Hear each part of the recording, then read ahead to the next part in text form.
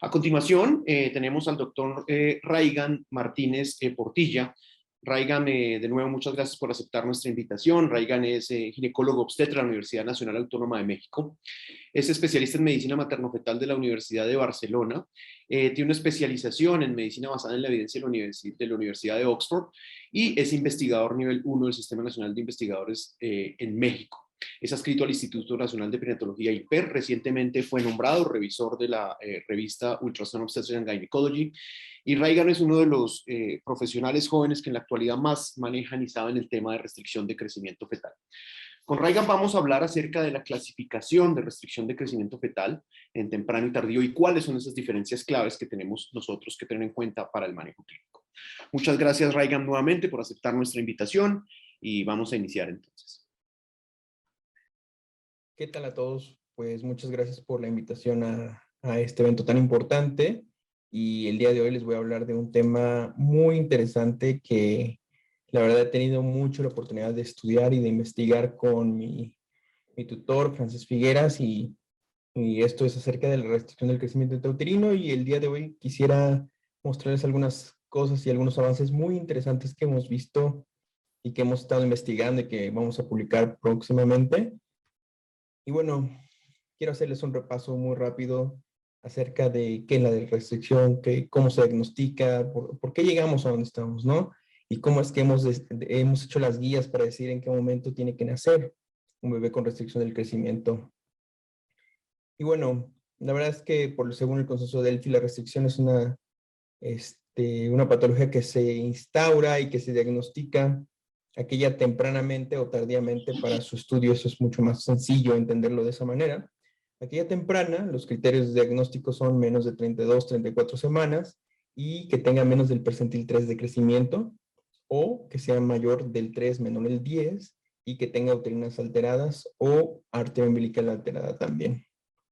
¿Por qué se elige menos del percentil 3? Bueno, porque está demostradísimo que esos bebés que son severamente pequeños tienen muchísimo más riesgo de fallecer a través de todo el embarazo, lo cual se exponencia después de la semana 37, y esto pues es importante. ¿Por qué se utiliza la arteria umbilical? Bueno, entendemos que a mayor daño placentario, menor capacidad tendrá esa placenta de transportar oxígeno y sangre. Entonces, del lado de la mamá, lo que vamos a ver es unas uterinas alteradas, como ponerle la llave a la manguera. Pero del lado del bebé, vamos a ver también esa dificultad del corazón del bebé de enviar la sangre a través de la arteria umbilical a la placenta. Pero para que esto suceda, tiene que haber por lo menos un 30% del daño en la placenta para que realmente nosotros podamos ver alteraciones en la umbilical. Lo que se refiere a esto de la alteración umbilical es que a menos territorio placentario que funciona, pues obviamente va a ser mucho más difícil que todo el flujo sanguíneo pase a través de lo poco que queda. Obviamente también tendrá una disminución del aporte de oxígeno, el cual será mucho más temprano y aparecerá de manera más severa. Por eso es que la umbilical es muy buena al principio en la restricción temprana, porque, bueno, definitivamente para que lleguemos a este punto tiene que haber un daño placentario preexistente muy importante. ¿Y por qué las uterinas? Porque las uterinas nos reflejan del lado de la mamá esta historia que empieza desde el primer trimestre, en el cual nosotros vamos viendo que no hay una buena implantación. Después de semana 16 vemos cómo cuesta mucho trabajo a la mamá pasar sangre a través de sus uterinas hacia la placenta. Y esto es porque entre más daño placentario y menos espacio funcional tengamos, pues obviamente es como ponerle a las dos arterias la mano y los dedos en la manguera.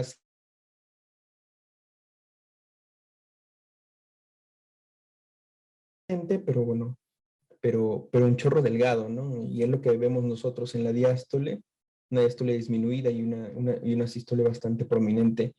Y bueno, esto definitivamente refleja muy bien del lado de la mamá cómo hay una inadecuada implantación.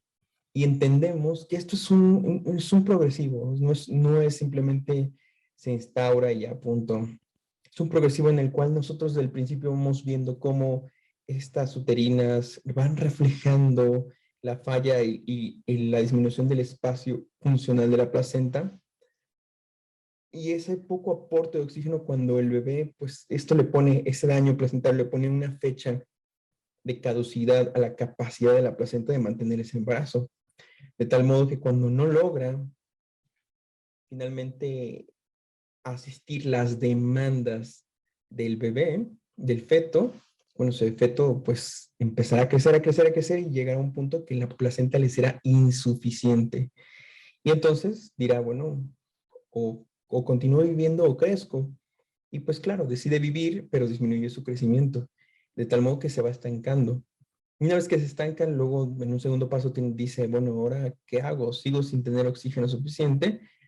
Bueno, lo que voy a hacer es distribuir ese oxígeno a los órganos importantes, que son cerebro, suprarrenal, corazón, y nosotros podemos ver estas alteraciones, esa vasodilatación cerebral, podemos ver esa disfunción diastólica cardíaca, podemos ver esa dificultad del mismo corazón de enviar la sangre a través del cordón umbilical hacia la placenta y bueno, del lado materno, esa alteración desde el principio de las arterias uterinas. Entonces surge la pregunta más importante en el manejo clínico, porque bueno, toda la teoría sin un desenlace clínico importante, como es la decisión de en qué momento estos bebés tienen que nacer, bueno, no tendría mucho sentido. Para esto, tomamos bebés pequeños a través del estudio Truffle y simplemente vimos cuál era la morbilidad o mortalidad de estos bebés a diferentes edades estacionales cuando nacieron, es decir, morbilidad o mortalidad por prematuridad. Todos estos bebés que ustedes ven aquí, que vienen de 26, 27, 28, 29 semanas, 30, y el número tal 11, 32 bebés, 64, 67, etcétera, son bebés que eran menores al percentil 10 de peso y tenían un umbilical pues anormal, entre 26 y 32 semanas. Entonces son bebés ya pequeños. Y entonces estos bebés pequeños, ¿qué riesgo tienen de fallecer dentro del útero? Bueno, tomamos estas gráficas de riesgo y simplemente lo transformamos a probabilidad. Entonces nos damos cuenta que en probabilidad a la semana 26 hay un 35% de probabilidad, 35 veces más, perdón, de probabilidad de fallecer, las 27:30, las 28:10, etcétera, etcétera, etcétera. Probabilidad de fallecer por prematuridad. Y simplemente lo juntamos con los resultados del metaanálisis que hicimos acerca del riesgo de fallecer de un bebé en caso de tener un Doppler alterado.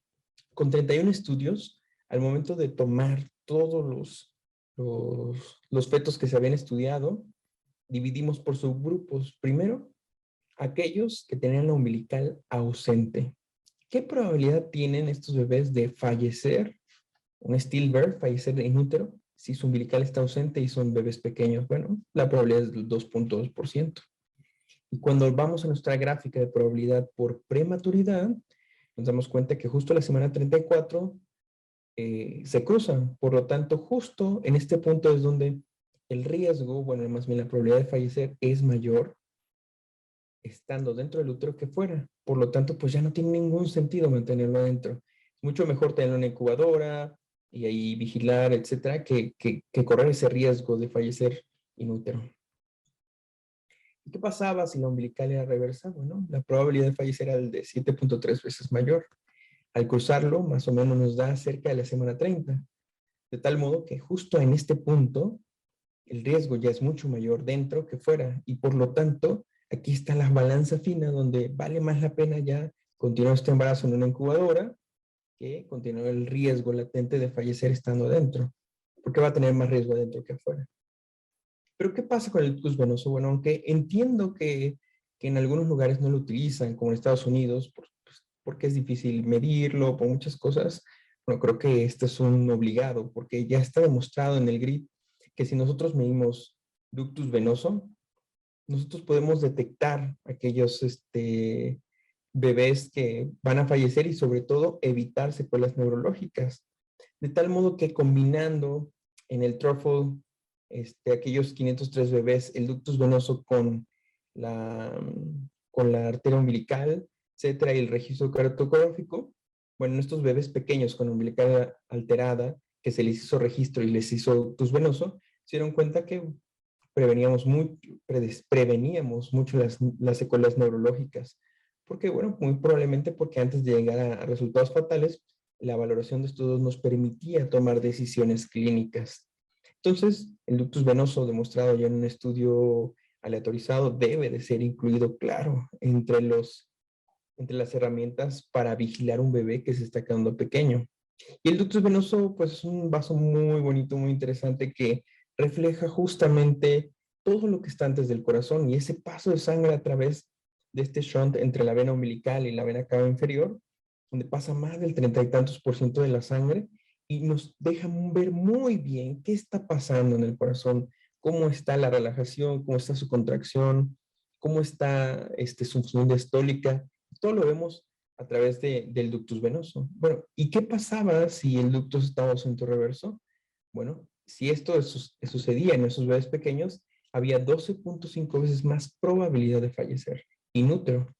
Al cruzarlo, más o menos nos da en la semana 28. Es decir, aquí en las 28 semanas, si el ductus ya está alterado, pues vale más la pena tenerlo afuera. Claro, esto tenemos que contextualizarlo a nuestros hospitales, porque si a las 28 semanas la sobrevida de un prematuro es 0% en nuestro hospital, pues bueno, ni el ductus, o sea, no tiene ningún sentido tampoco sacarlo. Tenemos que entender primero en nuestro hospital, en nuestro centro, cómo está funcionando la mortalidad por prematuridad en bebés pequeños. De tal modo que el protocolo justamente basado en evidencia es así. Un ductus ausente o reverso con un registro cardiotocográfico alterado, pues bueno, normalmente a las 28 semanas se termina el embarazo porque el riesgo pues es mayor. Y una umbilical reversa a las 30 y una umbilical ausente a las 34. Pero, ¿cuál es lo nuevo que estamos haciendo en restricción? Bueno, justamente estos bebés que son después de 34 semanas. Y después de 34 semanas, ¿cómo diferencio yo de un bebé que solo es pequeño a un bebé que realmente está restringido? Bueno, para empezar, igualmente que sea menos del percentil 3 de peso. O que sea entre el 3 y el 10, pero que la umbilical esté alterada, que es raro en estos embarazos tardíos, a menos que ya estuviera alterada desde la semana 30 y no lo hayamos detectado, claro, puede pasar. Que las uterinas estén alteradas o que la relación cerebro-placentaria esté alterada. ¿Por qué los severamente pequeños? Ya lo vimos. Después de 34 semanas es exponencialmente el incremento de la mortalidad in útero de estos bebés, sobre todo después de 37, pero la verdad es que es muy significativo. ¿Y por qué, por ejemplo, la relación cerebroplacentaria? Porque la relación cerebroplacentaria, como es un ratio entre dos factores que son el cerebro y la cerebral media y la umbilical, pues bueno, es mucho más fácil que cambios mínimos en la cerebral o en la umbilical produzcan alteraciones en el ratio cerebroplacentario sin que la cerebral o la umbilical per se estén totalmente alteradas. Es decir, pueden haber un cambio en los percentiles, estar todavía normal en la umbilical y la cerebral, pero el ratio cerebroplacentario puede estar alterado porque refleja ambas partes. ¿Y qué pasa con el ratio cerebroplacentario? Bueno, entendemos que nos funciona, pero todos estos marcadores, la severidad de pequeño, el ratio cerebroplacentario, las arterias uterinas, son marcadores muy suaves. En realidad, ninguno tiene la capacidad, el desempeño diagnóstico para un desenlace severo importante, de tal modo que no nos permite tomar decisiones clínicas por sí solos.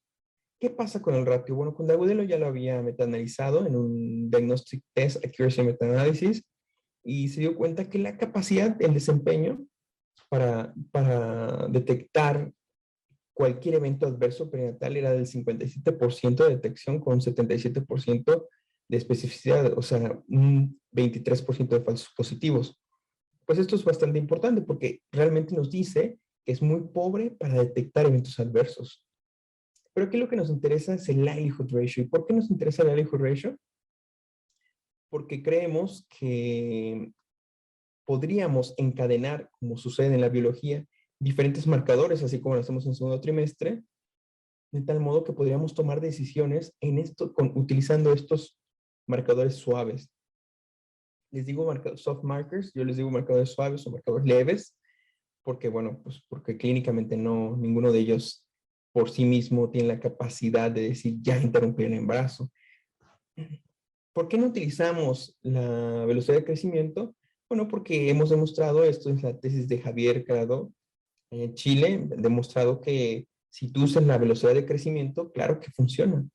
Pero si tú usas en un mismo momento velocidad de crecimiento y aparte en ese momento mides un peso fetal estimado, la medición transversal de un peso fetal estimado hace que la velocidad de crecimiento salga de la ecuación por completo. De hecho, el análisis estadístico, la regresión se pierde y deja de ser significativa. ¿Por qué? Porque es mucho más fácil saber, si yo quiero saber si mañana voy a estar flaco, pesarme hoy, que pesarme hace un año, hace 6 meses, calcular esa velocidad y decir, bueno, con esto intento predecir si mañana voy a estar o no voy a estar flaco.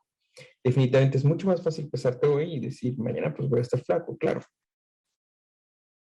¿Y qué pasa con las arterias uterinas? Pese a que en algunas guías no se utilizan las arterias uterinas, nosotros sí consideramos que deben de usarse.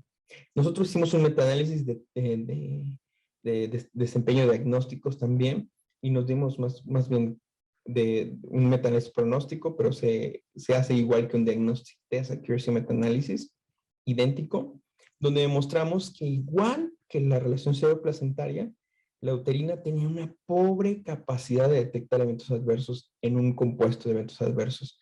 Un 46% y un 83% de especificidad, es decir, un 17% de falsos positivos. Pero de la misma manera, si esto es tan pobre, bueno, vamos a utilizarlo en conjunto con la reducción cerebroplacentaria y con la severidad de pequeño. Y vamos a utilizar este likelihood ratio de aquí, positivo y negativo.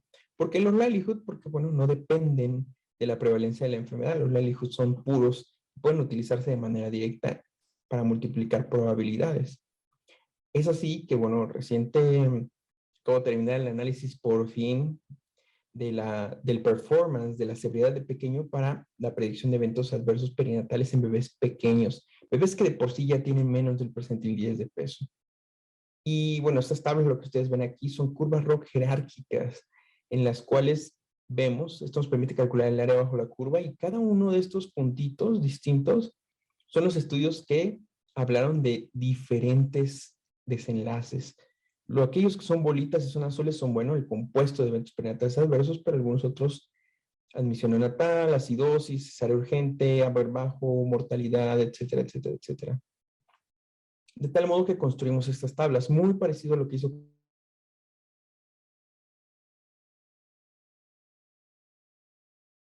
desempeño diagnóstico o pronóstico de ser severamente pequeños en un subgrupo ya de bebés de por sí que son menos del percentil 10. Bueno, con 9 estudios y 3,000 pacientes, la capacidad de un percentil menos del 3 de detectar un evento adverso es del 39.5%, o sea, 40 es bien bajo, bien bajo.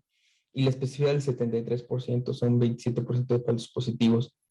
Y bueno, pues esto nos deja un poco sin sabor, ¿no? Porque igual que la relación cerebroplacentaria y las uterinas, la severidad de pequeño no es tan bueno para detectar eventos adversos en general. El que es un poco más consistente es la mortalidad perinatal. Y esto, bueno, tiene toda la lógica con la probabilidad que tiene, o más bien el riesgo que tiene un bebé de morir después de 37.